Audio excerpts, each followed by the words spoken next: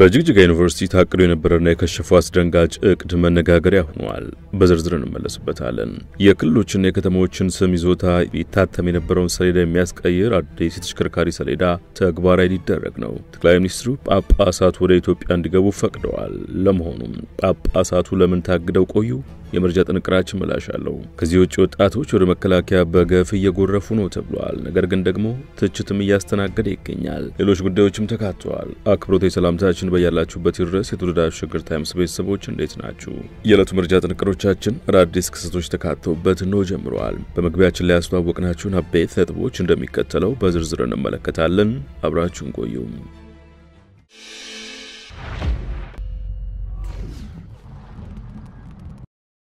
مجد الدوبينيس كل احتران يعني لقد تخلصوا هي مركاوي وحير بقى نيكلف كده በጅግጅጋ ዩኒቨርሲቲ ታቅዶ የነበረና የከሸፈው አስደንጋጭ እቅድ መነጋገሪያ ሆኗል። በሶማሌ ክልል ርዕሰ መስተዳድር ሙስጠፋ መሐመድና ሌሎች አመራሮች ላይ ታቅዶ ያልተሳካ የግድያ ሙከራ እንደነበር ሰምቷል።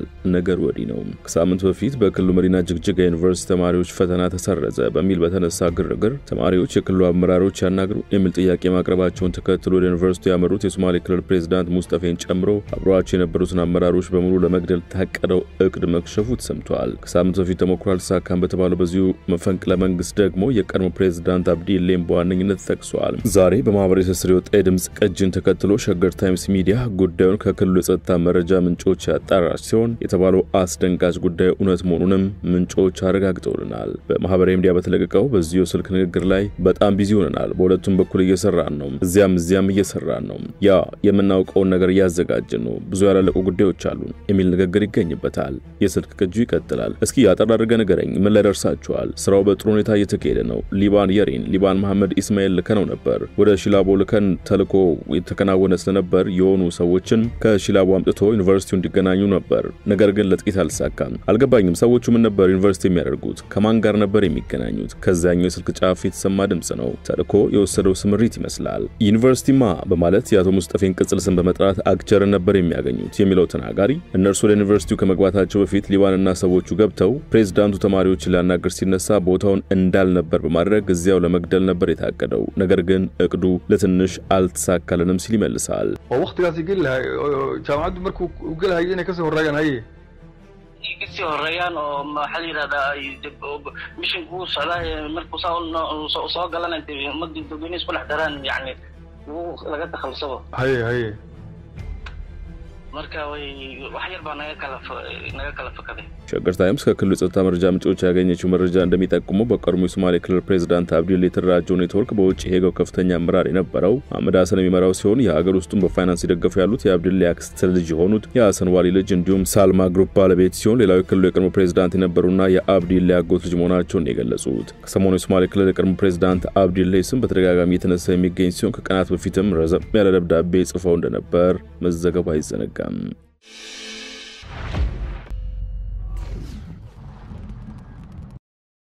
የዕለቱ መረጃ ጥንቅራችን እንደቀጠለ ነው። ወደ ሌላኛው ጉዳያችን እናምራችሁ። ከዚህ ቀደም የክልሎችና የከተሞችን ስም ይዞታ የታተም የነበረው ሰሌዳ የሚያስቀይር አዲስ የተሽከርካሪ ሰሌዳ ተግባራዊ ሊደረግ ነው። አዲሱ ሰሌዳ ተሽከርካሪውንና አሽከርካሪውን የባለምረቱን መረጃ የያዘ ቺፕስ የተገጠመለት እንደሚሆን የትራንስፖርትና ሎጂስቲክስ ሚኒስቴር አስታውቋል። ሚኒስቴሩ አዲሱን ሰሌዳ ተግባራዊ ማድረግ የሚያስችለውን የተሽከርካሪዎች የመለያ ቁጥር ሰሌዳ አይነቶችና ምልክቶች መወሰኛና የአገልግሎት አሰጣጥ የተሰኘ መመሪያን አጽድቋል። ቀደም ሲል የነበረው የተሽከርካሪ መለያ ቁጥር ሰሌዳ አመራረትና አሰረጫጨት የአሰራር ክፍተት የነበረበት መሆኑ በመመሪያው ላይ ተብራርቷል። በከፍተኛ ውጭ ምንዛሬ የሚመጣውን የሰሌዳ ጥሬ ዕቃ በአግባቡ በመጠቀም የመንግስትን ሀብት ከብክነት ለመታደግ መመሪያው ተዘጋጅቷል ተብሏል። በመላው ሀገሪቱ በተመዘገቡና ለምዝገባ በሚቀርቡ ተሽከርካሪዎች ላይ ተፈጻሚ የሚሆነው አዲሱ መመሪያም ከአሁን በፊት የነበረውን አሰራር በመለወጥ እስካሁን በሀገሪቱ ውስጥ የተመዘገቡ ተሽከርካሪዎች የመለያ ቁጥር ሰሌዳ ለውጥ እንደሚያደርጉና እንደ አዲስ እንደሚመዘገቡ ያትታል። ወደፊት የሚመዘገቡ ተሽከርካሪዎችን በአገር አቀፍ ደረጃ ወጥ የሆነና ተከታታይነት ያለው የመለያ ቁጥር ሰሌዳ እንዲኖራቸው እንደሚደረግ ተብራርቷል። አዲሱ ተሽከርካሪዎች የመለያ ቁጥር ሰሌዳ አይነቶችና ምልክቶች መወሰኛና የአገልግሎት አሰጣጥ መመሪያ ሁሉም ተሽከርካሪዎች የሚለጥፉት የመለያ ቁጥር ሰሌዳ ላይ የኢትዮጵያ ካርታ እንደሚኖሩ ያብራራል። ሀገሪቱ ባጸደቀችው ዓለም አቀፍ ስምምነት መሰረት የተሰጣትን ሀገራዊ ልዩ ምልክት ኢቲኤች እንዲሁም ኢት የሚል የግዕዝ ፊደላትና የላቲን ፊደላት ይዘት እንዲኖረው ይደረጋል ተብሏል። የሁሉም ሰሌዳዎች መደባቸው ነጭ ነው። ፊደላቱና ቁጥሮቹ በጥቁር ቀለም እንደሚጻፉ በመመሪያው ላይ ተመልክቷል። በኤሌክትሪክ ወይም በሌሎች ታዳሽ ኃይሎች የሚሰራ የተሽከርካሪ መለያ ቁጥር ሰሌዳ ግን መደቡ ነጭ ሆኖ ጽሑፉ አረንጓዴ ቀለም እንደሚሆን መገለጹን ዋዜማ ዘግባለች። በአዲሱ መመሪያ የአካል ጉዳተኞች ተሽከርካሪዎች ሰሌዳ ራሱን የቻለ መለያ እንዲኖረው እንደሚደረግ ተጠቁሟል። በዚህ መሰረት የአካል ጉዳተኛ ተሽከርካሪ የመለያ ቁጥር ሰሌዳ ነጭ መደብ ከጥቁር ፊደላትና ቁጥሮች ጋር የያዘ ሆኖ ከተሽከርካሪው አካል ላይ ከፊትና ከኋላ የዊልቸር ምልክት ፒዲ የሚል የላቲንና አጉ የሚል የግዕዝ ምህጻረ ቃላት እንደሚይዝ ከሰነዱ ላይ መመልከት ተችሏል። በዚህ መልኩ ተዘጋጅቶ ለአገልግሎት እንደሚበቃ የተነገረለት አዲሱ ተሽከርካሪ ሰሌዳ ከዚህ ቀደም በክልልና በከተማ ስያሜ የሚታተመውን የሚያስቀርመውን ትራንስፖርት ሚኒስትሩ አለሙ ስሜ ተናግረዋል። ሰሌዳ አንድን መኪና ከሌላ መኪና መለያ እንጂ የክልል ባህል መግለጫ አይደለም ሲሉም አለሙ ስሜ በአጽንኦት ተናግረዋል። ሚኒስትሩ አክለውም ሰሌዳው ላይ ክልል የሚለይ ጽሑፍ አንጽፍም በማለት ተናግረዋል። አዲሱ ተሽከርካሪ ሰሌዳ ላይ የሚታተመው የክልል ስያሜ ቀረ ማለት ክልሎች ከተሽከርካሪዎቹ ያገኙት የነበረው የአገልግሎት ገቢ ይቀራል ማለት እንዳልሆነ አስረድተዋል። ጠቅላይ ሚኒስትሩ ጳጳሳት ወደ ኢትዮጵያ እንዲገቡ ፈቅደውላቸዋል። አብይ የዛሬ ዓመት ከጳጳሳቱ ጋር በነበራቸው ውይይት አንዱ አቡን ጉዳይ በይደር ይቆይ ማለታቸው ይታወሳል። ወደ ኢትዮጵያ እንዳይገቡ ታግሎ የነበሩት የኢትዮጵያ ኦርቶዶክስ ተዋሕዶ ቤተክርስቲያን የቅዱስ ሲኖዶስ ዋና ጸሐፊና የኒውዮርክና አካባቢው ሀገረ ስብከት ሊቀ ጳጳስ የሆኑት አቡነ ጴጥሮስ ወደ ሀገር እንዲገቡ ተፈቅዶላቸዋል። ከአንድ ዓመት በላይ ይፋ ባልሆነ ሁኔታ ወደ ሀገር መግባት ተከልክለው የቆዩት አቡነ ጴጥሮስን ጨምሮ ሌሎች ሁለት የቤተክርስቲያኑ አባቶች ላይ ተጥሎ የነበረው እገዳ መነሳቱን የመንግስት ኮሚኒኬሽን ጉዳዮች ባወጣው መግለጫ አስታውቋል። የቤተክርስቲያኑ ቅዱስ ሲኖዶስ ዋና ጸሐፊ የሆኑት አቡነ ጴጥሮስ ባለፈው ዓመት ለቤተክርስቲያኗ ስራ ከተጓዙበት አሜሪካ ጥር 28 2016 ዓ.ም ይፋዊ ባልሆነ ሁኔታ ማንነቱ ባልተገለጸ የመንግስት አካል ከቦሌ አየር ማረፊያ እንዳይወጡ ተከልክለው ወደ መጡበት መመለሳቸው ይታወሳል። በወቅቱ ከየትኛውም የመንግስት አካል ስለ አቡኑ ወደ ሀገር እንዳይገቡ መከልከል የተሰጠ መግለጫ ባይኖርም ቤተክርስቲያኗ ግን አቡነ ጴጥሮስ የቅዱስ ሲኖዶስ ዋና ጸሐፊ መሆናቸውን ከግምት በማስገባት ወደ ሀገር እንዲገቡ ፍቃድ እንዲሰጣቸው ለመንግስት ጥሪ አቅርባ ነበር። አቡነ ጴጥሮስ ወደ አሜሪካ ከተጓዙ በኋላ ከሀገር ስለመኮብለላቸው ሐሰተኛ መረጃዎች በማህበራዊ ሚዲያዎች ላይ በስፋት ሲሰራጩ የነበረ ሲሆን ቤተክርስቲያኗን ጳጳስ ወደ አሜሪካ የተጓዙት በሲኖዶሱ ዕውቅና ለቤተክርስቲያኗ ስራ መሆኑን ገልጻ ነበር። የቅዱስ ሲኖዶሱ ጸሐፊና የኒውዮርክና አካባቢው ሀገረ ስብከት ሊቀ ጳጳስ የሆኑት አቡነ ጴጥሮስ ባለፈው አንድ ዓመት ውስጥ የቤተክርስቲያኗ የበላይ አካል የሆነው ቅዱስ ሲኖዶስ ባደረጋቸው ስብሰባዎች ላይ በአካል መገኘት ሳይችሉ መቅረታቸው ይታወቃል። የመንግስት ኮሚኒኬሽን ምሽት ላይ ባወጣው መግለጫ የኢትዮጵያ ኦርቶዶክስ ቤተክርስቲያን ቅዱስ ሲኖዶስ መንግስት ነገሩን በሆደ ሰፊነት እንዲመለከተው በጠየቀው መሰረት ሶስቱ አባቶች ወደ ሀገር እንዲገቡ መፍቀዱን አመልክቷል። የቤተክርስቲያኑ አባቶች ወደ ኢትዮጵያ እንዳይገቡ ምክንያት የሆነ ጉዳይ በግልጽ ምን እንደሆነ ባልጠቀሰው መግለጫ ላይ አቡነ ጴጥሮስ፣ አቡነ ቴዎፍሎስ እና አቡነ ያዕቆብ ወደ ሀገር እንዲገቡ መፈቀዱን ገልጿል። አቡነ ጴጥሮስ የቅዱስ ሲኖዶስ ዋና ጸሐፊና የኒውዮርክና አካባቢ ሀገረ ስብከት ሊቀ ጳጳስ ሲሆኑ አቡነ ቴዎፍሎስ ደግሞ የሰሜን ካሊፎርኒያ፣ ኔቫዳ፣ አሪዞና አህጉረ ስብከት ሊቀ ጳጳስ እንዲሁም አቡነ ያዕቆብ የዩናይትድ ኪንግደም፣ አየርላንድና የሩቅ ምስራቅ አህጉረ ስብከት ሊቀ ጳጳስ ናቸው። የመንግስት ኮሚኒኬሽን በግልጽ ሶስቱ አባቶች ላይ ወደ ሀገር እንዳይገቡ እገዳ ተጥሎ ስለመቆየቱም ሆነ አሁን ስለመነሳቱ ያለው ነገር ባይኖርም የቅዱስ ሲኖዶስ አባላት የሆኑት ጳጳሳቱ በሲኖዶሱ ስብሰባ ለመገኘት እንዲችሉ ከመንግስት የሚጠበቀውን ሁሉ እንደሚያደርግ ገልጿል።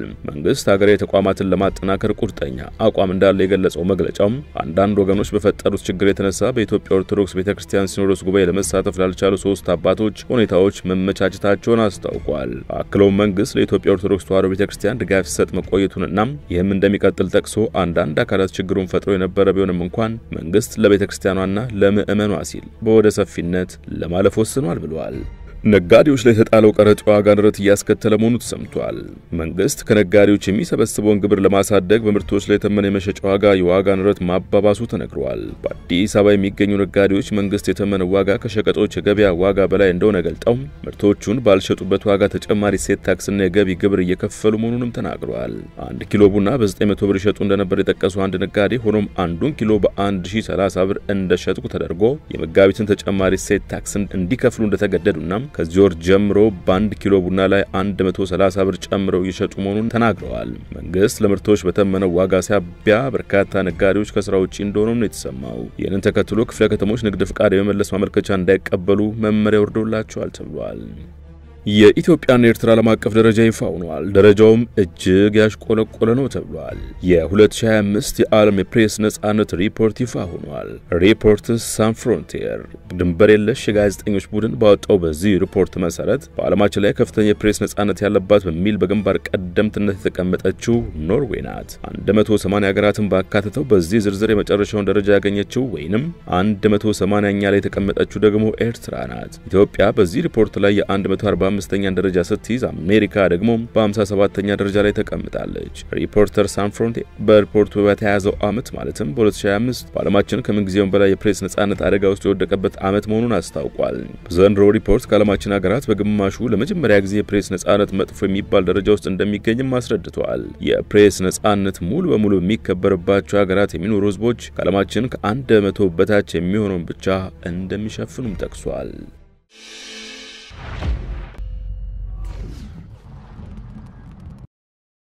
ጥንቅራችን እንደቀጠለ ይገኛል። ወጣቶች ወደ መከላከያ በገፍ እየጎረፉ ነው ተብሏል። ነገር ግን ደግሞ ትችትም እያስተናገደ ይገኛል። በአማራ ክልል በተለያዩ ዞኖች መከላከያ ሰራዊትን በፍቃዳቸው ለመቀላቀል የተመለመሉ ወጣቶች ወደ ስልጠና ማዕከላት እየተሸኙ መሆኑን የክልሉ ቴሌቪዥን ጣቢያ ዘግቧል። ለስልጠና የተመለመሉ ወጣቶች ከተሸኙባቸው ዞኖች መካከል ምስራቅ ጎጃም፣ ደቡብ ጎንደርና ሰሜን ጎንደር ዞኖች ይገኙበታል። በመከላከያ ሰራዊት ማቋቋሚያ አዋጅ መሰረት ምልምል ሰልጣኞችን አወዳድረው የመመልመል ስልጣን የተሰጠው ለመከላከያ ሚኒስቴር ነው። ሆኖም በአማራ ክልል ወታደራዊ ማሰልጠኛ እንዲገቡ የሚመለመሉ ወጣቶች ብዛት ስንት እንደሆነ ቁጥሩ ቀድሞ የተወሰነ ስለመሆን አለመሆኑ ወጣቶች መከላከያ ሰራዊት ዝርዝር የምልመላ መስፈርቶች አማካይነት እየተመለመለው ይሁኑ አይሁኑ ወይም ምልመላው በጊዜ ገደብ የተገደበ ስለመሆን አለመሆኑ በይፋ የተገለጠ ነገር የለም። በክልሉ የሚደረገው ግጭት በቀጠለበት በዚህ ወቅት መከላከያ በዚህ መጠን ወጣቶችን ወደ ተቋሙ መልመሉ መቻሉ ለብዙዎች አነጋጋሪ ሆኗል። የዕለቱ መረጃ ጥንቅራችን አበቃ። በያላችሁበት ሰናይ ጊዜ